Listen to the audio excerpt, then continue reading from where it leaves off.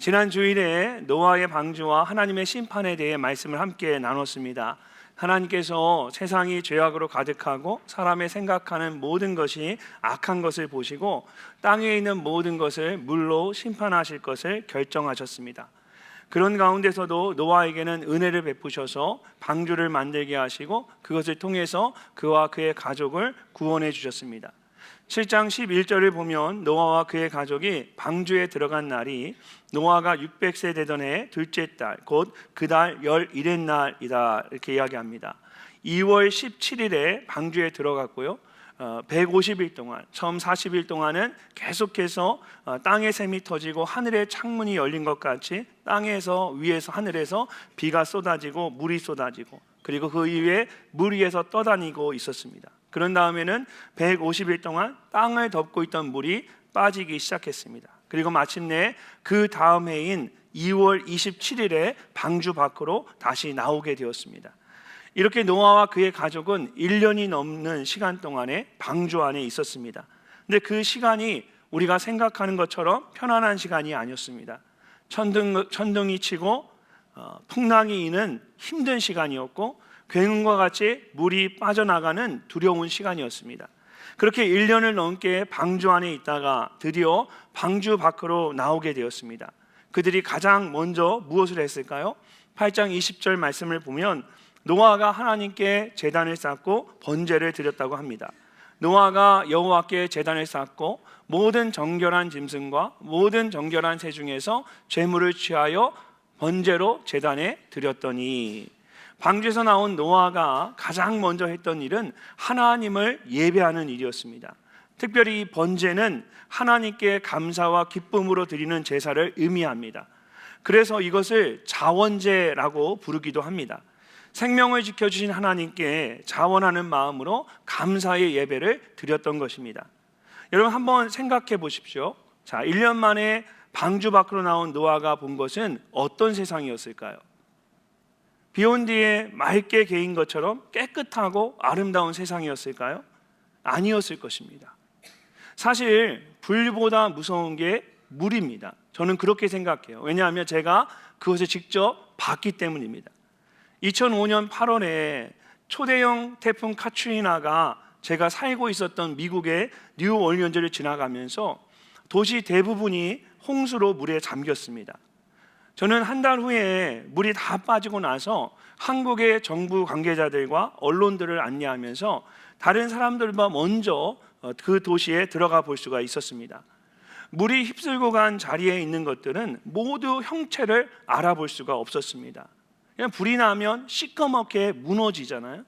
근데 물이 휩쓸고 간 자리는 정말 형체를 알아볼 수가 없습니다.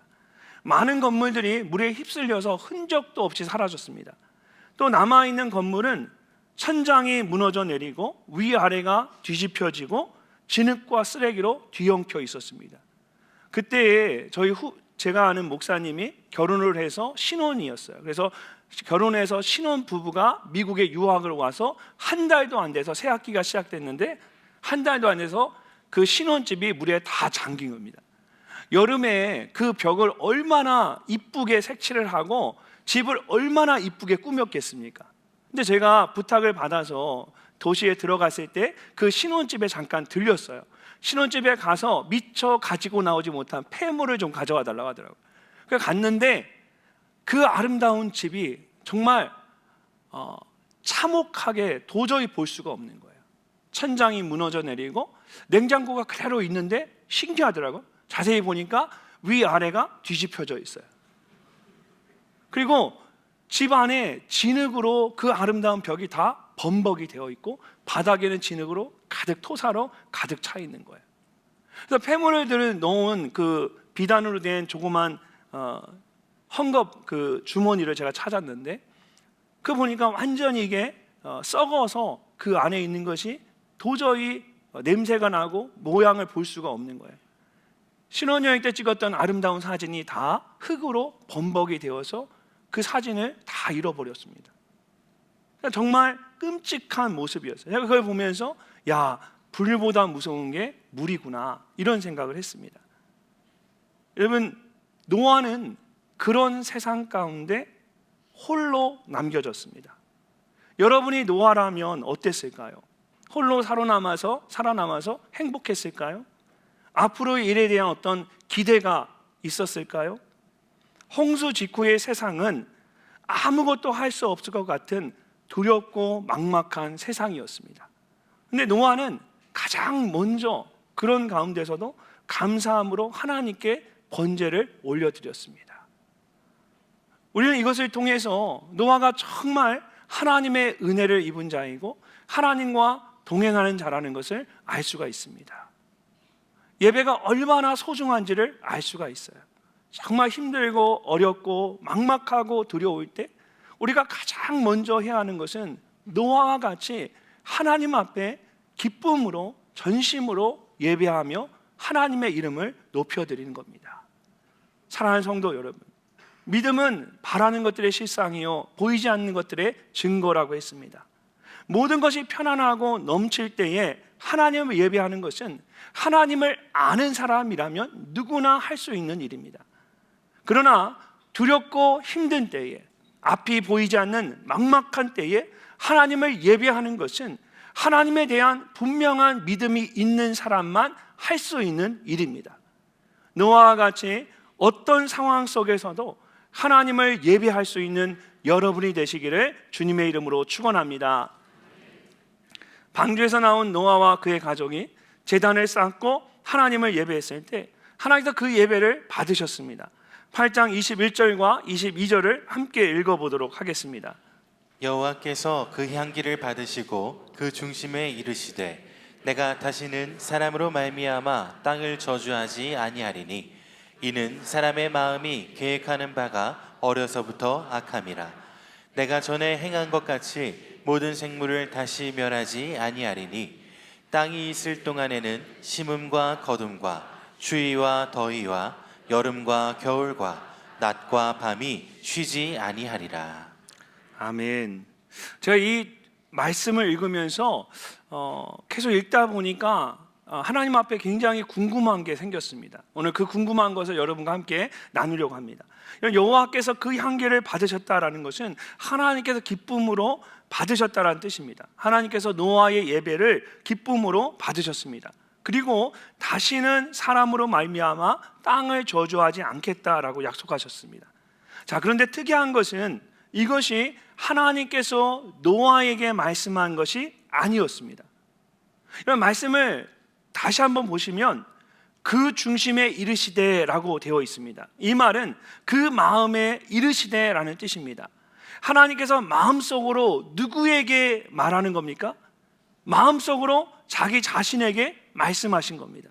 노아를 향해 말씀한 것이 아니었습니다. 자, 왜 그렇게 하셨을까요?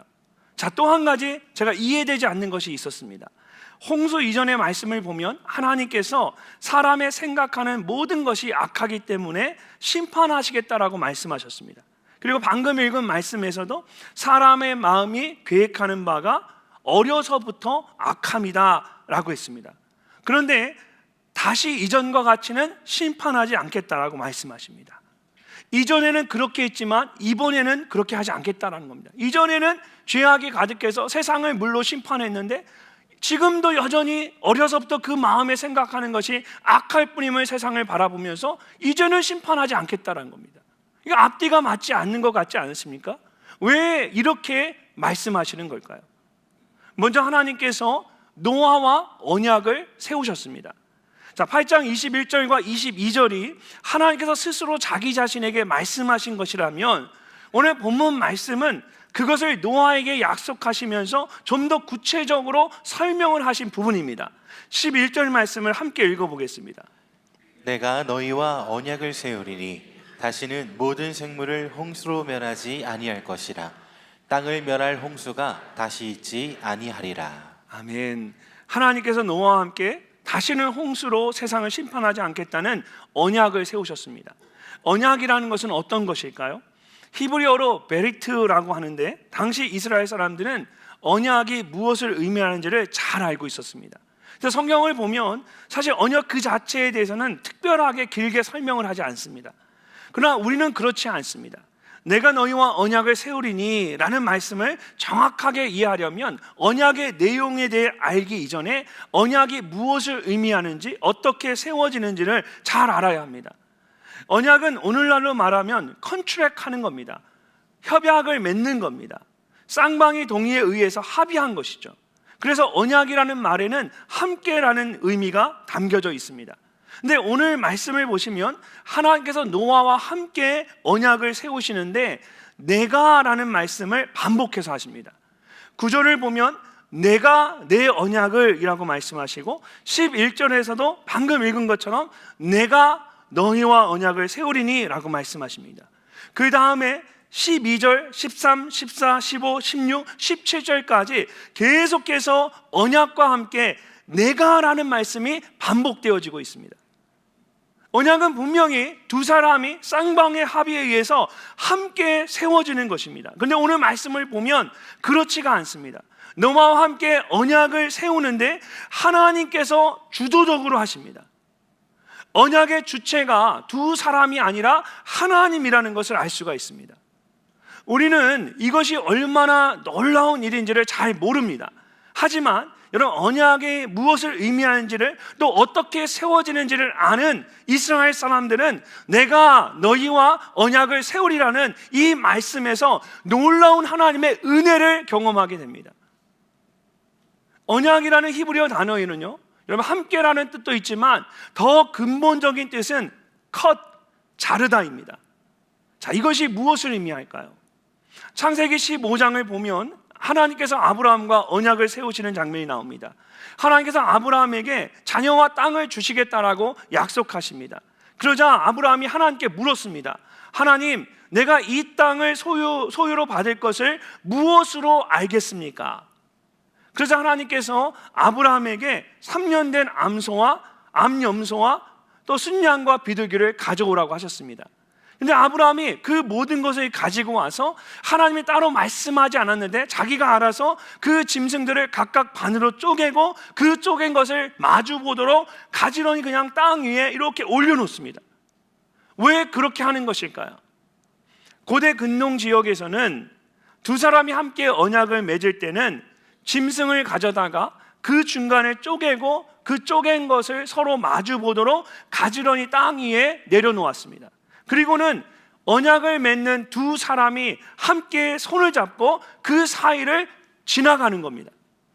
그렇게 함으로써 이 두 사람 사이에 언약이 맺어지는 겁니다. 언약이 세워지는 거예요. 근데 만약에 두 사람 중에 누군가가 언약을 깨뜨리게 되면 어떻게 될까요? 이 쪼개진 짐승들과 같이 비참하게 죽게 될 것이라는 뜻입니다. 그러니까 짐승을 쪼개놓은 이유가 바로 그것입니다. 그래서 히브리어로 언약에는 자르다, 컷이라는 의미가 들어있습니다. 아브라함도 그렇게 하나님과의 언약을 맺을 것을 생각했을 겁니다. 그래서 짐승들을 자기가 알아서 둘로 쪼갠 후에 하나님을 기다렸습니다. 그런데 성경을 보면 해질 때에 아브라함에게 깊은 잠이 임했다라고 합니다. 언약을 맺을 준비를 다 하고 하나님을 기다리는 아브라함이 그만 잠이 들어버렸습니다. 아니, 하나님께서 아브라함을 잠들게 하셨습니다. 비몽사몽의 아브라함이 하나님의 음성을 듣게 됩니다. 그의 자손들이 노예가 되어서 끌려가겠지만 400년이 지난 후에 다시 이 땅에 돌아오게 될 것이고 이 땅을 그들에게 주리라는 약속의 말씀이었어요. 그러면서 아브라함이 환상을 보게 됩니다. 해가 져서 어두울 때에 연기 나는 화로가 보이며 타는 횃불이 쪼갠 고기 사이로 지나더라. 타는 횃불은 하나님을 말합니다. 시내산에서 모세에게 불타는 떨기나무 가운데서 불빛으로 나타나셨던 것처럼 하나님께서는 타는 횃불과 같이 나타나셨습니다. 그리고 홀로 쪼갠 동물들 사이로 지나가셨습니다. 그런 다음에 성경은 그날의 여호와께서 아브라함과 더불어 언약을 세우셨다라고 말합니다. 언약을 세우기 위해서는 당사자인 두 사람, 하나님과 아브라함이 함께 그 쪼개놓은 동물들 사이를 지나가야만 했습니다. 그런데 하나님께서 아브라함을 잠들게 하시고 홀로 그 사이를 지나가신 겁니다. 하나님께서 왜 그렇게 하셨을까요? 여러분, 하나님께서 왜 홀로 그 사이를 지나가셨을까요? 만약 아브라함이 하나님과 함께 쪼개놓은 동물들 사이를 지나갔다면 어떻게 되었을까요? 이후로 아브라함이나 그의 자손이 언약을 깨트리게 된다면 그들은 언약을 깨트린 대가를 반드시 지불해야만 할 것입니다. 쪼개놓은 짐승들과 같이 비참한 죽음을 맞이하게 되는 것입니다. 창세기 말씀을 통해서 우리가 잘 아는 것처럼 죄악이 세상에 가득하고 사람의 생각하는 것이 모두 악할 뿐입니다. 의인은 없나니 하나도 없다라고 했습니다. 우리는 그릇 행하여 각기 제 길로 갈 뿐입니다. 그런 우리에게는 스스로 하나님과의 언약을 지킬 수 있는 능력이 없습니다. 결국은 쪼개놓은 짐승들과 같이 비참한 죽음을 맞이할 수밖에 없습니다. 하나님께서는 그것을 누구보다도 잘 알고 계셨습니다. 그래서 아브라함과 함께 언약을 세우시면서 아브라함은 그냥 잠들게 하시고 홀로 쪼개놓은 그 짐승들 사이로 지나가신 것입니다. 언약에 대한 모든 책임을 하나님께서 홀로 짊어지신 것입니다. 오늘 말씀에서도 하나님께서는 노아와 언약을 세우시면서 내가 너희와 언약을 세우리니 라고 말씀하십니다. 함께 언약을 맺지만 하나님께서 주도적으로 세우시겠다라는 겁니다. 이렇게 하나님께서 언약을 세우셨다는 것이 얼마나 큰 은혜인지를 바르게 아는 저와 여러분이 되시기를 간절히 소망합니다. 특별히 하나님께서 여러분 아브라함과 함께 언약을 세우시는데 이전과 좀 다르게 말씀하십니다. 구절을 보면 내가 내 언약을 너희와 너희 후손과 세우겠다라고 하십니다. 여기까지는 괜찮습니다. 근데 그 다음에 10절을 보면 이렇게 말씀하십니다. 너희와 함께한 모든 생물 곧 너희와 함께한 새와 가축과 땅의 모든 생물에게 세우리니 방주에서 나온 모든 것 곧 땅의 모든 짐승에게니라. 하나님께서 언약을 세우셨는데 노아와 그의 가족들에게만 세우신 것이 아니었습니다. 그와 함께한 방주에 있었던 모든 짐승들과도 언약을 세우셨습니다. 자, 이것이 무엇을 의미할까요? 왜 이런 말씀을 하시는 것일까요? 마태복음 6장을 보면 예수님께서 무엇을 먹을까, 무엇을 마실까, 무엇을 입을까 염려하지 말라고 말씀하십니다. 하나님께서 그런 모든 것들을 다 책임져 주신다라는 겁니다. 그러면서 하늘의 새를 보고 들에 있는 꽃을 보라고 하십니다. 심지도 않고 거두지도 않고 모아들이지도 않는데 하나님께서 그 모든 것들을 돌봐주신다는 것입니다. 그러면서 이렇게 말씀하십니다. 마태복음 6장 30절 말씀 함께 읽어보겠습니다. 오늘 있다가 내일 아궁이에 던져지는 들풀도 하나님이 이렇게 입히시거든 하물며 너희일까 보냐 믿음이 작은 자들아. 아멘. 하물며 너희일까 보냐. 예수님께서 왜 하늘의 새와 들의 꽃에 대해 말씀하셨을까요?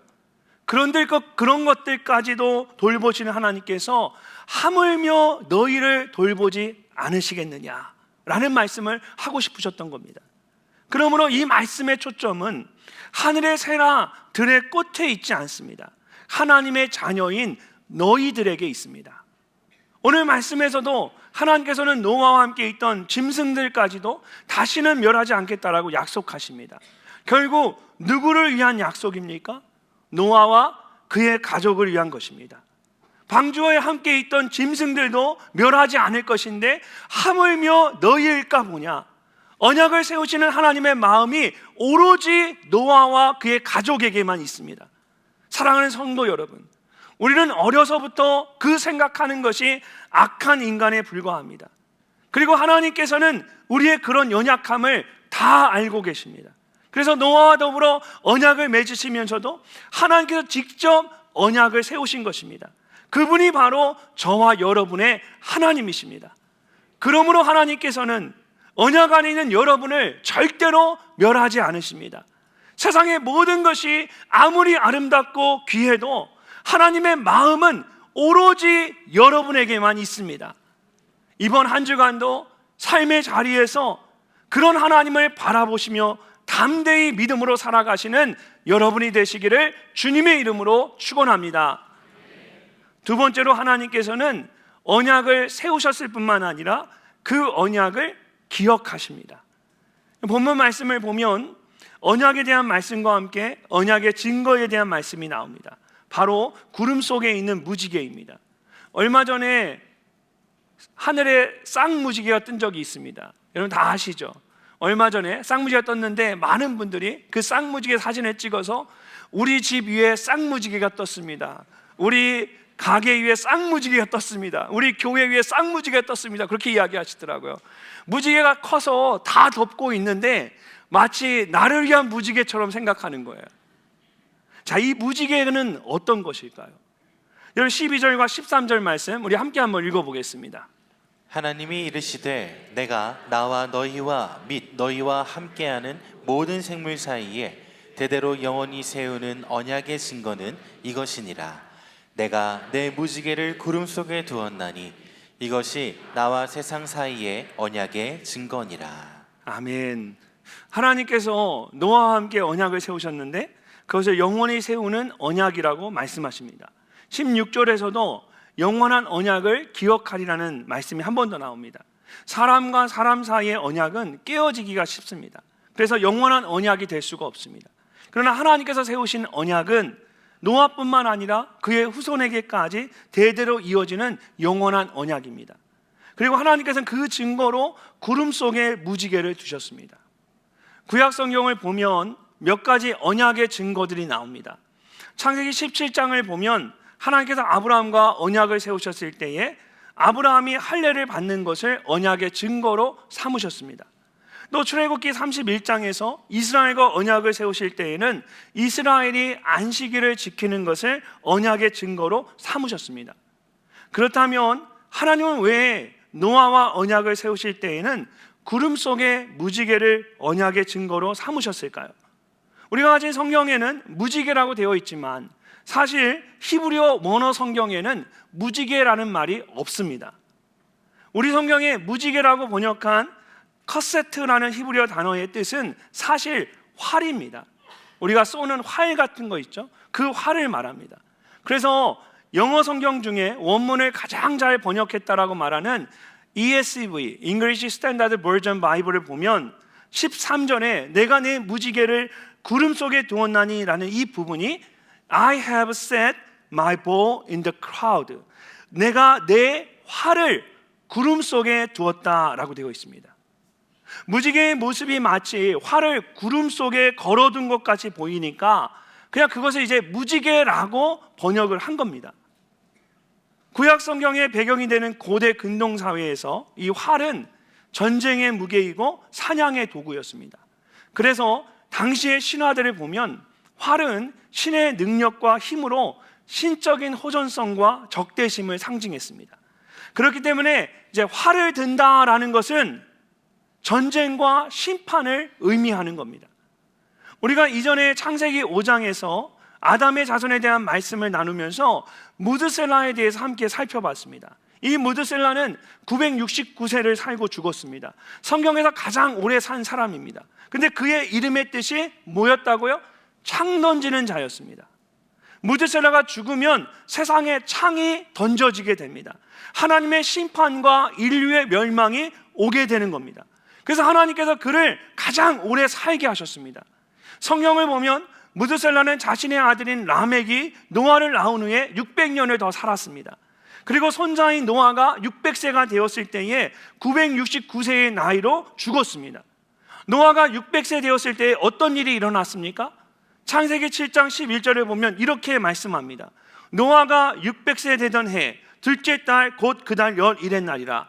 그날에 큰 기품의 샘들이 터지며 하늘의 창문들이 열려 40주야를 비가 땅에 쏟아지더라.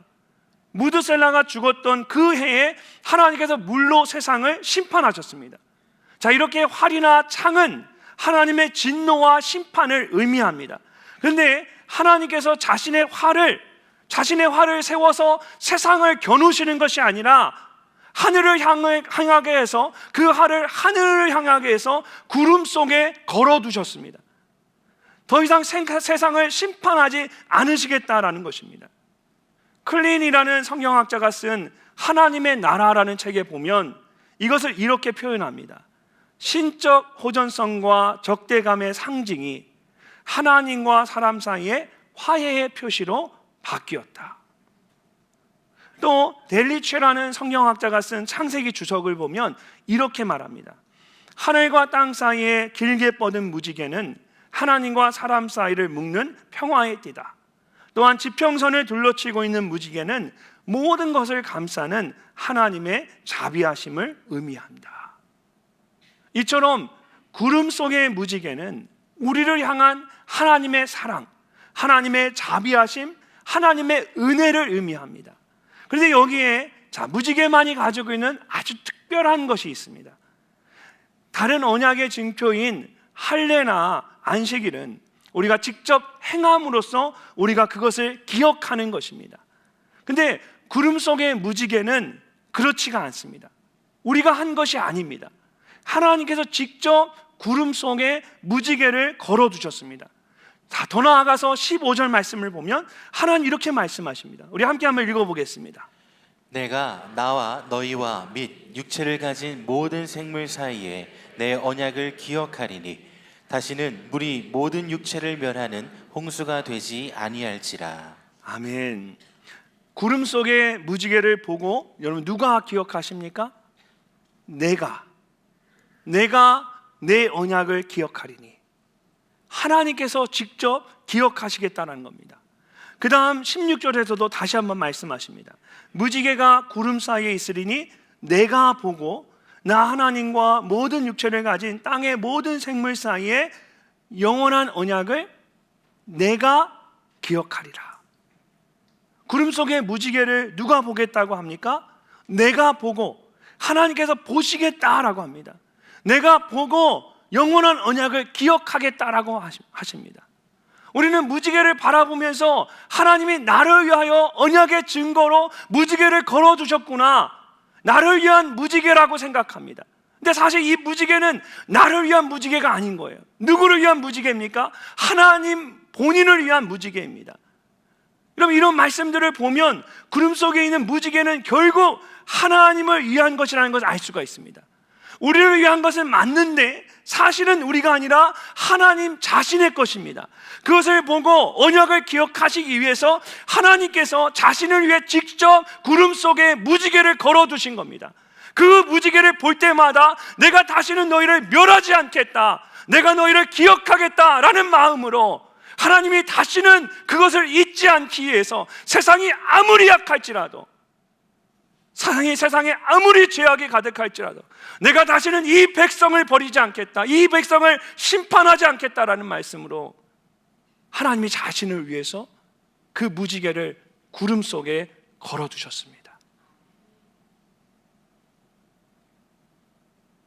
처음에 함께 읽었던 8장 20절을 보면 노아가 방주 밖으로 나와서 하나님께 번제를 드렸을 때에 하나님께서 그 향기를 받으시고 그 중심에 이르셨다라고 했습니다. 그 중심에 라는 말은 그 마음에 라는 뜻입니다. 하나님께서 누구에게 말씀하셨어요? 하나님께서 자기 자신에게 말씀하신 겁니다. 그리고 8장 마지막 말씀을 다시 보면 비록 사람이 어려서부터 그 마음이 생각하는 것이 악하지만 내가 다시는 물로 세상을 심판하지 않겠다라고 말씀하시면서 마지막에 이렇게 말씀하셨습니다. 땅이 있을 동안에는 심음과 거듭과 추위와 더위와 여름과 겨울과 낮과 밤이 쉬지 아니하리라. 무슨 말씀을 하고 있는 겁니까? 심고 거두는 것, 추위와 더위, 여름과 겨울, 결국 우리의 삶의 모든 시간들을 말하는 겁니다. 우리의 삶의 모든 영역을 말하는 겁니다. 365일 1년 우리의 평생의 모든 시간과 상황들을 다 말씀하고 계세요. 다시는 이런 일이 일어나지 않을 것이다. 이 모든 것이 하나님께서 구름 속에 자신의 활을 걸어두셨기 때문에 가능한 일입니다. 오늘 함께 살펴본 홍수 이후의 말씀을 다시 한번 생각해 보십시오. 하나님께서 직접 그 마음의 중심에 말씀하시기를 다시는 물로 세상을 심판하지 않겠다라고 말씀하셨습니다. 하나님께서 직접 언약을 세우셨고 언약의 증거로 내가 기억하겠다 말씀하시면서 구름 속에 무지개를 걸어두셨습니다. 처음 하나님을 예배한 것 외에는 노아와 그의 가족이 한 것은 아무것도 없었습니다. 하나님께서 직접 모든 것을 다 행하셨습니다. 이것은 우리에게도 마찬가지입니다. 노아와 그의 가족에게 언약의 증거로 구름 속에 무지개를 주셨던 것처럼 우리에게 분명한 언약의 증거를 주셨습니다.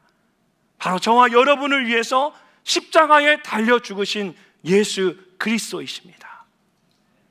로마서 5장 8절에서 성경은 우리에게 이렇게 말씀하십니다.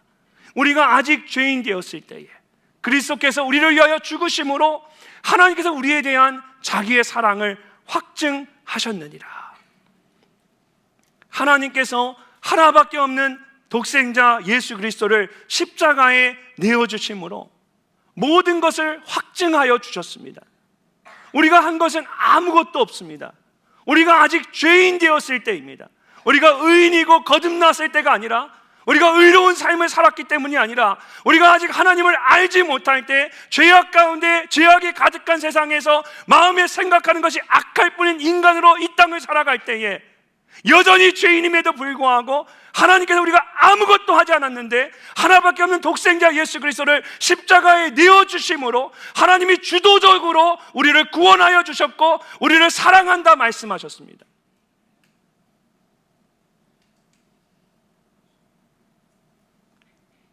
이제 우리가 어떻게 해야 될까요?